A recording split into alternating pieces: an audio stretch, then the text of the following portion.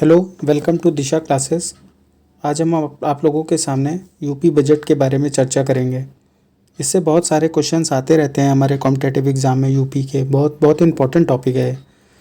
तो चलिए आज करते हैं। जो बजट प्रस्तुत हुआ 2024-25 कुल बजट, ये 7.36 लाख करोड़ रुपए का प्रस्तुत हुआ, जो 5 फरवरी 2024 को प्रस्तुत किया गया। इसे वित्त मंत्री सुरेश खन्ना ने प्रस्तुत किया और ये उनका 5वां बजट था। इसमें राजस्व व्यय 5.32 लाख करोड़ रुपए, पूंजीगत व्यय 2.03 लाख करोड़ रुपए। आइए जानते हैं राजस्व व्यय और पूंजीगत व्यय क्या है। राजस्व व्यय वो होता है जैसे सरकार व्यय जिनसे अचल संपत्तियों का निर्माण नहीं होता है, मतलब जैसे ऋण पर ब्याज भुगतान, सब्सिडी वगैरह, ये सारी चीज़ें। और पूंजीगत व्यय होता है जिनसे परिसंपत्तियों का निर्माण होता है। जैसे हम लोग कोई व्यापार चलाते हैं या फैक्ट्री चलाते हैं, तो उसको फैक्ट्री चलाने में हमें एक इमारत की ज़रूरत होगी, कच्चे माल की ज़रूरत होगी और मशीनरी की ज़रूरत होगी। तो जब हम मशीनरी, इमारत वगैरह ये सब खरीदते हैं तो वो हम पूंजीगत व्यय में हम ये सारे खर्चे आते हैं। और जिससे क्योंकि हम एक परिसंपत्ति का निर्माण करते हैं। और जो राजस्व व्यय होता है, जैसे सैलरी देनी है किसी को, जो हमने उस फैक्ट्री को चलाने के लिए जो लोन लिया था, वो हमारा राजस्व व्यय में आता है। तो उससे हमारी कोई परिसंपत्ति का निर्माण नहीं होता, क्योंकि हम लोग जैसे राजस्व व्यय में खर्चा करते हैं, प्रशासनिक खर्चा भी करते हैं, तो वो एक तरह से उससे हमें कोई विशेष आउटपुट नहीं मिलता है। इसलिए अब अच्छा बात करते हैं कि कुल बजट में नई योजनाओं कुल बजट में नई योजनाएं आई हैं 24,863.57 करोड़ रुपए की, जिसमें राजस्व बजट जो था वो 74,147.07 करोड़ रुपए, जो स्टेट जीडीपी का 2.97% था राजस्व बचत। अब बात करते हैं राजकोषीय घाटे की। राजकोषीय घाटा ये है दोस्तों, राजकोषीय घाटा है 86,530 करोड़ रुपए। ये राजकोषीय घाटा दोस्तों क्या होता है, सरकार जो होती है, जैसे राजकोषीय घाटा हम लोग कैसे निकालते हैं, सरकार द्वारा उत्पन्न कुल राजस्व और उसके द्वारा किए गए कुल व्यय का जो ये अंतर होता है, ये हमारा राजकोषीय घाटा होता है। मतलब इसमें जो हम उधार लेते हैं अपना स्टेट चलाने के लिए, उसको वो इंक्लूड नहीं किया जाता।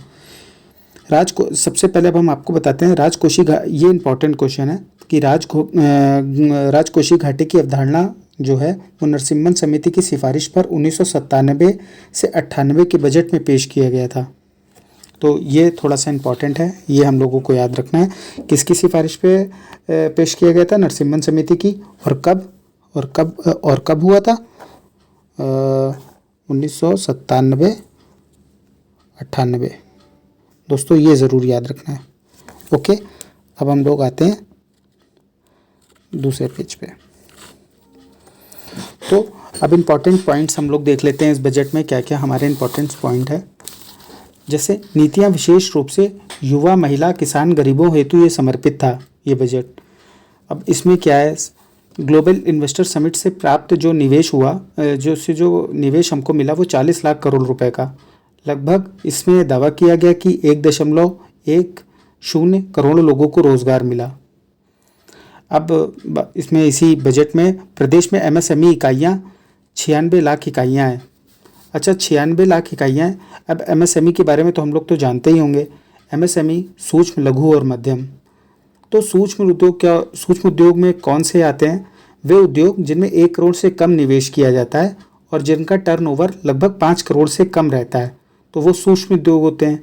और लघु उद्योग कौन से उद्योग होते हैं? जिसमें 10 करोड़ से कम निवेश किया जाता है और जिसका टर्नओवर 50 करोड़ तक रहता है। और मध्यम उद्योग कौन से होते हैं? जिनमें 50 करोड़ से कम निवेश किया जाता है और टर्नओवर 250 करोड़ रुपए रहता है। तो ये जो होता है ये एमएसएमई के दायरे के अंदर आते हैं। प्रदेश के अब दूसरा पॉइंट करते हैं, प्रदेश के उद्यमियों द्वारा निर्यात 2 लाख करोड़ रुपए का लगभग प्रदेश के उद्यमियों द्वारा निर्यात किया गया है। ईज ऑफ डूइंग बिजनेस में यूपी का स्थान जो है सेकंड। इससे पहले बहुत पहले हमारे यहाँ इसमें 14वां स्थान था। तो बेरोजगारी दर जो 2.4% है और इसमें एक और दावा किया गया कि 6 करोड़ व्यक्ति गरीबी से बाहर हैं। तो ये थोड़ा सा इम्पोर्टेंट डाटा है कि 6 करोड़ व्यक्तियों को जो गरीबी से वो बाहर गए हैं। बेरोजगारी दर 2.4%। अच्छा, उत्तर प्रदेश सेमीकंडक्टर नीति लाने वाला ये देश का चौथा राज्य बन गया है। अच्छा, सेमीकंडक्टर की बात करें कि जो सेमीकंडक्टर का बाज़ार है, जैसे हम लोग कंडक्टर से मतलब होता है जैसे हम लोग अर्धचालक, जैसे जो हम लोगों की एलईडी ये डिस्प्ले वगैरह ये सब बनती है, इसको हम लोगों को आयात करना पड़ता था। तो ये जो इसके आयात पे हम लोग की निर्भरता बहुत ज़्यादा थी, तो इसकी निर्भरता कम करने के लिए सेमीकंडक्टर मिशन चलाया गया केंद्र सरकार द्वारा। तो उसी में कुछ राज्यभर अपने अपना योगदान देते रहते हैं। तो उसमें उत्तर प्रदेश जो है चौथे स्थान पर है। अब बात करते हैं, लखनऊ में दिल्ली की तरह एरो सिटी भी बनाई जा रही है लगभग 500 एकड़ की भूमि पे, और ये इम्पॉर्टेंट है कि ये लखनऊ में बनाई जा रही है। अच्छा, अब बात करते हैं नवीन और नवीकरणीय ऊर्जा हेतु 4000 करोड़ रुपए का जो हीरो फ्यूचर एनर्जी के साथ मेमोरेंडम ऑफ अंडरस्टैंडिंग जो हमारा MOU है वो हुआ है। इसमें ध्यान रखने वाली बात यह है कि नवीन और नवीकरणीय ऊर्जा के लिए हीरो फ्यूचर एनर्जीज़ के साथ समझौता किया गया है। तो ये क्वेश्चन आ सकता है डायरेक्ट कि किस कंपनी के साथ किया गया। अब हम बात करते हैं यूपी सरकार द्वारा फार्मा कॉन्क्लेव का आयोजन कहाँ किया गया था। ये इंपॉर्टेंट डायरेक्टली आ सकता है कि यूपी सरकार द्वारा फार्मा कॉन्क्लेव का आयोजन कहाँ किया गया था। आंसर क्या है? हैदराबाद में किया गया था। अच्छा, विंग्स इंडिया 2024 हैदराबाद अवार्ड में यूपी को चैंपियंस इन एविएशन अवार्ड मिला। तो ये कहाँ हुआ था? विंग्स इंडिया 2024 हैदराबाद को, और इसमें चैंपियंस यूपी को कौन सा अवार्ड मिला? चैंपियंस इन एविएशन अवार्ड। अच्छा, डार्क जोन में नलकूप लगाने पर प्रतिबंध हटा। तो जो डार्क जोन थे, जैसे डार्क जोन का मतलब ये होता है जहाँ पे भूमिगत जल स्तर बहुत गिर जाता है, तो उसमें क्या होता है और नलकूप खोदने पे प्रतिबंध लग जाता है, जैसे तिबारा बोरिंग करने पे। तो उससे जो हमारी जो सिंचाई व्यवस्था थी वो बाधित हो रही थी। तो अब वो डार्क जोन में जो नलकूप लगाने पर जो प्रतिबंध था वो हटा लिया गया है। अब इस पर बात करते हैं, बुंदेलखंड में रबी की सिंचाई हेतु जो है टैरिफ है वो, क्योंकि आप लोग जानते ही हैं बुंदेलखंड में कौन सी फसलें होती हैं, दलहन अलहन की फसलें होती हैं, तिलहन दलहन। तो बुंदेलखंड में जो रबी की सिंचाई हेतु जो टैरिफ था वो दिया गया है। अच्छा, 2023 और 24 में अक्टूबर 2023 तक किसान क्रेडिट कार्ड वितरण लगभग 37 लाख रहा। तो मतलब जो किसान क्रेडिट कार्ड का जो वितरण किया गया था वो 37 लाख, ये इंपॉर्टेंट है, 37 लाख है। 1998। अच्छा, ये योजना कब, किसान क्रेडिट कार्ड योजना 98 में इसकी बात चली थी, 99 2000 लगभग ये योजना आई, किसान क्रेडिट कार्ड योजना। और अच्छा, ये किस योजना किस समिति के द्वारा आई थी? तो ये थोड़ा सा ध्यान रखने वाला है कि यह योजना आरवी समिति द्वारा तैयार की गई थी। अच्छा, ये और इसमें किसान क्रेडिट कार्ड में हम लोग कितना किसानों को खरीद के लिए कितना मैक्सिमम मुद्रा दे सकते हैं? तो किसान क्रेडिट कार्ड योजना के ज़रिए हम लोग 50,000 अधिकतम जो है वो रुपया दे सकते हैं। अच्छा, बात करते हैं 2022-2023 में PM फसल बीमा योजना के तहत क्षतिपूर्ति। तो PM फसल बीमा योजना के तहत जो क्षतिपूर्ति थी 831 करोड़ रुपए लगभग 10 लाख किसानों को दी गई। अब बात करते हैं PM किसान मानधन योजना के तहत 60+ आयु पुरुष एवं महिला किसानों को मासिक पेंशन 3000 माह दी गई। अच्छा, PM किसान मानधन योजना कब शुरू की गई? वो शुरू की गई 12 सितंबर 2019 को। और इसमें जो प्रीमियम जमा करते हैं वो किस उम्र के होते हैं? 18 से 40 वर्ष के लोग। उनको 60 साल की जब वो आयु पूर्ण कर लेते हैं तो उन्हें 3000 रुपये प्रतिमाह जो है उनको पेंशन दी जाती है। PM किसान सम्मान निधि के तहत दिसंबर 2023 तक ट्रांसफ़र कितने किए गए? 63,000 करोड़ रुपए तक ट्रांसफ़र किए गए। अब हम बात PM किसान, अच्छा ये ज़रूर जानने वाली बात है कि PM किसान सम्मान निधि के तहत लगभग हमको ये किसान सम्मान निधि योजना कब चालू की गई थी? तो ये 24 फरवरी 2019 को किसान सम्मान निधि योजना चालू की गई थी। इसमें क्या होता है, 6,000 रुपये सालाना जो है वो मिलता है। अब क्या है, निराश्रित महिला पेंशन, जो निराश्रित महिला पेंशन थी वो 500 से बढ़कर 1,000 रुपये माह हो गई है। राज्य की जो निराश्रित महिला थी वो पहले 500 रुपये पेंशन मिलती थी, अब उसको 1,000 रुपये कर दिया गया है और ये 2022 में शुरू की गई थी। लगभग 31,28,000 महिलाएं जो है इससे लाभान्वित हो चुकी हैं। अच्छा, जो सबसे बड़ी फ्लैगशिप जो बच्चों के लिए स्कीम है, जैसे सीएम कन्या सुमंगला योजना के तहत लगभग 15,000 रुपये पर बालिका सहायता जो है वो दी गई। ये योजना कब चालू की गई थी? 25 अक्टूबर 2019 और लखनऊ से शुरू की गई थी। ये जरूर याद रखना है, 25 अक्टूबर 2019 को कन्या सुमंगला योजना शुरू की गई थी। इसमें लगभग लाभान्वित बालिकाएं कितनी हैं? 17.82 लाख। 2019-20 से 2000, ये डाटा जो है 2019-20 से 2023-24 का जो है डाटा है। तो कन्या सुमंगला योजना कब शुरू की गई थी? 25 अक्टूबर 2019 लखनऊ को। ठीक है, अब बात करते हैं महिला किसान सशक्तिकरण 2024-25 में तकनीकी सहायता हेतु 200 उत्पादक समूह का गठन लक्ष्य किया गया। रानी लक्ष्मीबाई एवं बाल विकास बाल सम्मान कोष में आर्थिक क्षतिपूर्ति 1 लाख से 10 लाख रुपए 1 लाख से 10 लाख रुपए तक है। ये जघन्य अपराधों पर है। ग्रामीण स्टेडियम मल्टीपर्पज़ हॉल के निर्माण के लिए इन्होंने 124 ग्रामीण स्टेडियम मल्टीपर्पज़ हॉल का निर्माण किया गया, जो 17 विकास खंडों में होंगे। अच्छा, 26वां राष्ट्रीय युवा उत्सव कहाँ मनाया गया? कर्नाटक में इसका आयोजन हुआ और यूपी की लोकगीत टीम को प्रथम स्थान मिला। तो ये थोड़ा सा इम्पॉर्टेंट है, इसको आपको थोड़ा सा याद करना है कि कहाँ हुआ था। राष्ट्रीय युवा उत्सव कर्नाटक में हुआ था और इसमें प्रथम स्थान किसको मिला? यूपी की लोकगीत टीम को मिला। अच्छा, ई श्रम पोर्टल जो सर्वाधिक पंजीकरण वाला जो असंगठित मजदूर थे, ई श्रम पोर्टल पर सर्वाधिक पंजीकरण करने वाला जो राज्य है वो उत्तर प्रदेश ही बना। 8.32 करोड़ लोगों ने इसमें पंजीकरण किया। अब अच्छा देखते हैं, वृद्धावस्था पेंशन जो दी जा रही है वो 1,000 रुपये प्रति माह लगभग 55 लाख वरिष्ठों को दी जा चुकी है।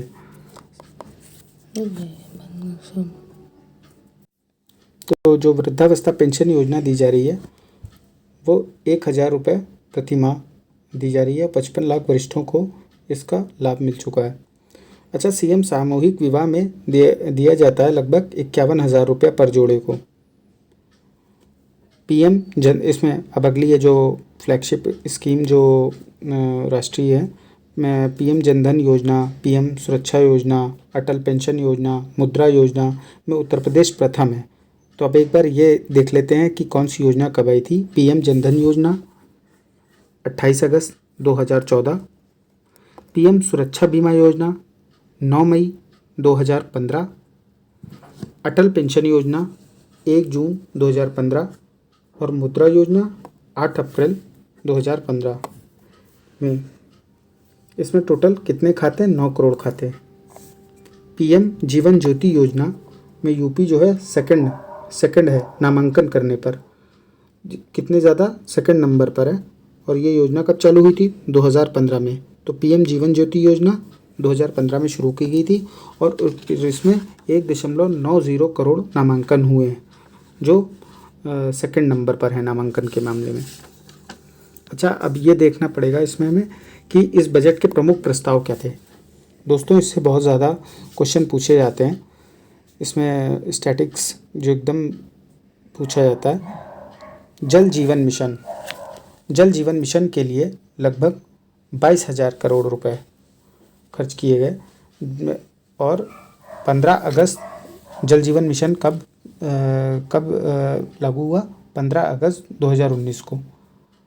2024 तक इसका क्या लक्ष्य था? 2024 तक हर ग्रामीण घर में घरेलू नल कनेक्शन उपलब्ध कराना है इसका लक्ष्य। और अगला है सर्व शिक्षा अभियान के लिए हमने कितना दिया? एक तो 21,310 करोड़ रुपए हम लोगों ने सर्व शिक्षा अभियान के लिए इस बजट में दिया।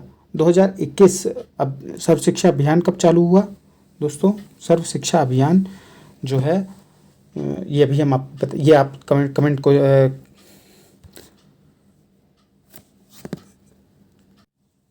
तो सर्व शिक्षा अभियान जो है उसके लिए 21,310 करोड़ रुपए का प्रस्ताव रखा गया। 2001 में आई थी।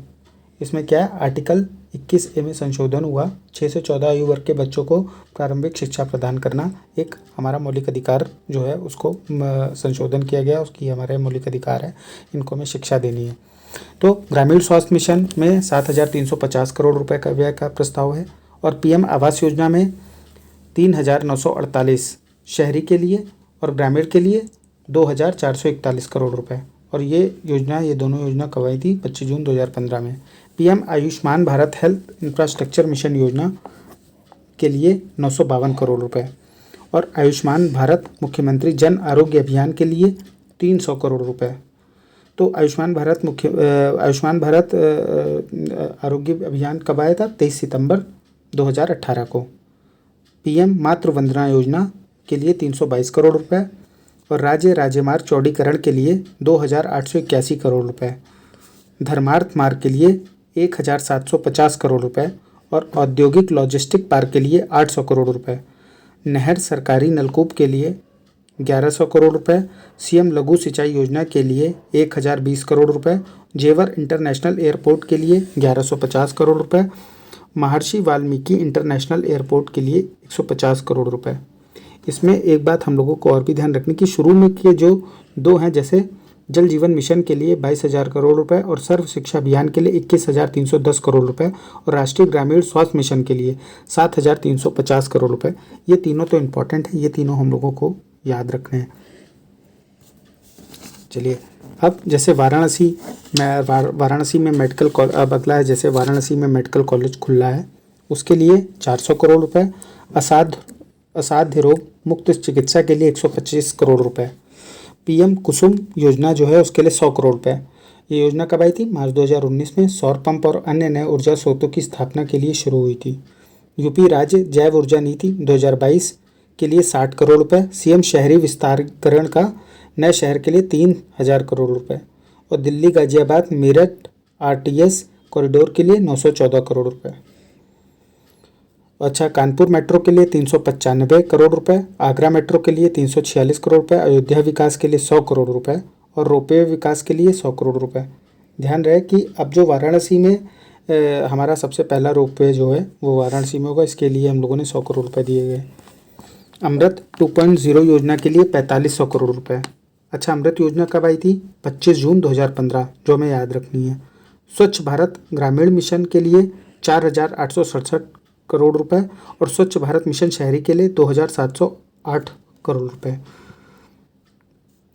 अच्छा, स्वस्थ भारत मिशन ये योजना कब आई थी? ये तो हम लोगों को मालूम है, 2 अक्टूबर 2014 को। अच्छा, CM green road infrastructure development scheme के लिए 800 करोड़ रुपए और अर्बन फ्लड के लिए 1,000 करोड़ रुपए।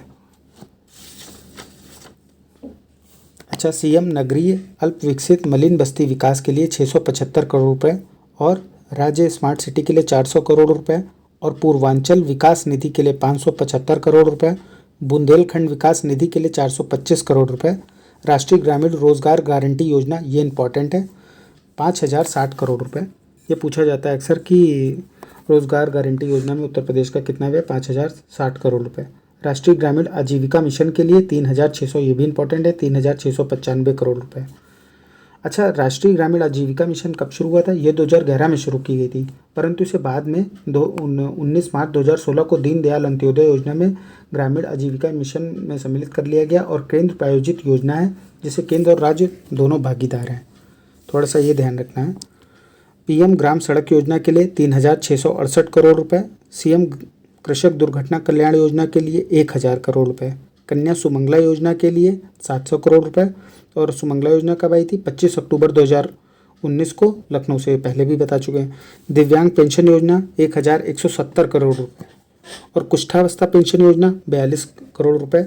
दिव्यांग जन सशक्तिकरण विभाग द्वारा ये जो योजना कुष्ठावस्था पेंशन योजना, दिव्यांग पेंशन योजना, तो दिव्यांग जन सशक्तिकरण विभाग द्वारा 2024 से इसकी घोषणा हुई। सामाजिक वानिकीकरण योजना के लिए 600 करोड़ रुपए। कुकरेल वन सफारी पार्क के लिए 50 crore. Kukrail one safari park कहाँ विकसित किया जा रहा है? लखनऊ में, ये इंपॉर्टेंट है। तो सीएम सामूहिक विवाह योजना 600 करोड़ रुपए। महाकुंभ 2025 के विविध कार्य के लिए 100 करोड़ रुपए। चूँकि महाकुंभ आ रहा है उसकी भी तैयारी है। तो अंतर्राष्ट्रीय रामायण एवं वैदिक शोध संस्थान अयोध्या 10 करोड़ रुपए। तो ये भी इंपॉर्टेंट है यूपी के दृश्य से कि अंतर्राष्ट्रीय रामायण एवं वैदिक शोध संस्थान कहाँ है? वो अयोध्या में। उसके लिए बजट में 10 करोड़ का रखा गया प्रस्ताव। अच्छा, निषाद राज गृह सांस्कृतिक केंद्र श्रृंगवेरपुर की स्थापना 14.68 करोड़ रुपए। तो इसमें ये इंपॉर्टेंट है, ये तो इतना ज़्यादा इंपॉर्टेंट नहीं है कि इसके लिए 14.68 करोड़ रुपए, लेकिन हमें ये इंपॉर्टेंट रखना है कि निषाद राजगृह सांस्कृतिक केंद्र जो है वो कहाँ पे स्थापित किया गया, श्रृंगेरपुर में स्थापित किया गया। अच्छा, हरिहर, आजमगढ़ में हरिहर में संगीत महाविद्यालय के लिए 11 करोड़ रुपए। तो ये इंपॉर्टेंट है कि संगीत महाविद्यालय कहाँ स्थापित किया जा रहा है, तो आजमगढ़ के हरिहर में। महर्षि वाल्मीकि संस्कृति केंद्र चित्रकूट के लिए 10 करोड़ रुपए। वृद्धावस्था पेंशन के लिए 7,370 करोड़ रुपए। सीएम शिक्षुता प्रोत्साहन के लिए 100 करोड़ रुपए। ऑपरेशन कायाकल्प के लिए 1,000 करोड़ रुपए।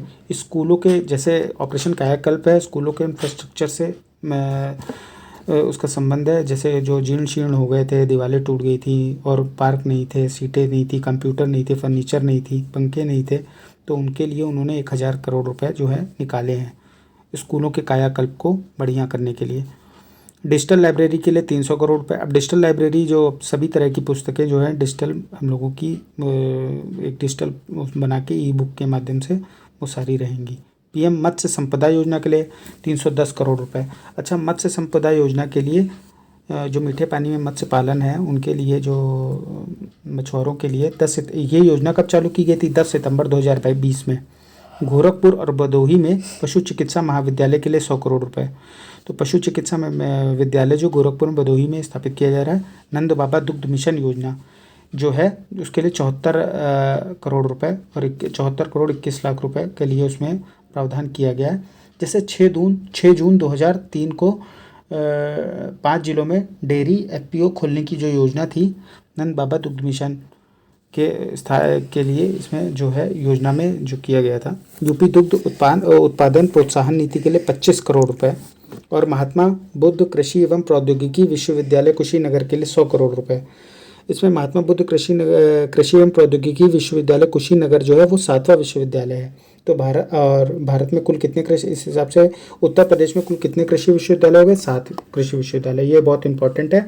और सबसे आखिरी वाला है कुशीनगर। और सबसे पुराना हमारा कौन सा है, सबसे पुराना गोविंद वल्लभ पंत कृषि विश्वविद्यालय। ये कहाँ पे है, ये पहले तो अविभाजित उत्तर प्रदेश में था, जो अब उत्तराखंड में, तो 2000 में तो जो उत्तराखंड पे भी वो विभाजन हो गया, तो वो अब उत्तराखंड में हो गया। वाराणसी में National Institute of Fashion Technology NIFT हेतु 150 करोड़ रुपए। तो वाराणसी में National Institute of Fashion Technology जो है विकसित किया जा रहा है। एयर स्ट्रिप के लिए 1100 करोड़ रुपए। अर्बन डेवलपमेंट के लिए 2500 करोड़ रुपए और गंगा एक्सप्रेसवे के लिए 2057 करोड़ रुपए जो है का प्रावधान किया गया है। अब आइए देखते हैं पिछले वर्ष के मुकाबले जो हवाई यात्रा में जो वृद्धि हुई 19.2%। हवाई यात्रा में वृद्धि को इस हिसाब से भी देखा जाता है कि उत्तर प्रदेश जो है पर्यटन में बहुत ज़्यादा वो खर्च करने की सोच रहा है। जैसे कि अच्छा, उत्तर प्रदेश में जो सबसे ज़्यादा देखी जाने वाली जो इमारत हैं वो कौन सी हैं, ये भी इम्पोर्टेंट है। तो वो है ताज है आगरा की, और आगरा का किला भी है। और तो इसके लिए जो हवाई यातायात में भी वृद्धि हुई है। और सोलर पावर लक्ष्य जो है वो 22,000 सोलर पावर लक्ष्य का जो लक्ष्य है वो 22,000 मेगावाट का है। कृषि क्षेत्र में जो वृद्धि हुई है 5.1% अनुमानित है इनकी 2024-25 में। पावर ट्रांसमिशन सिस्टम 2022-23 में 28,900 मेगावाट का, और 2016-17 में ये कितना था, 16,348 मेगावाट का। तो 2023-24 का जो लक्ष्य है वो 31,500 मेगावाट का है लगभग। तो दोस्तों, जितना भी इम्पोर्टेंट है सेगमेंट है वो हम लोग आपके सामने लेके आए हैं। चूँकि हम लोगों का पहला वीडियो है, इसमें थोड़ी बहुत भी जो थोड़ा सा इधर फंबल हुआ है उसके लिए हम लोग आपसे माफ़ी चाहते हैं। और लेकिन कंटेंट में कुछ भी नहीं है, इसके PDF जो हैं आपको टेलीग्राम चैनल पे मिल जाएंगे। और यही आशा करते हैं कि आप लोग आगे और तरक्की करें। Okay, good bye.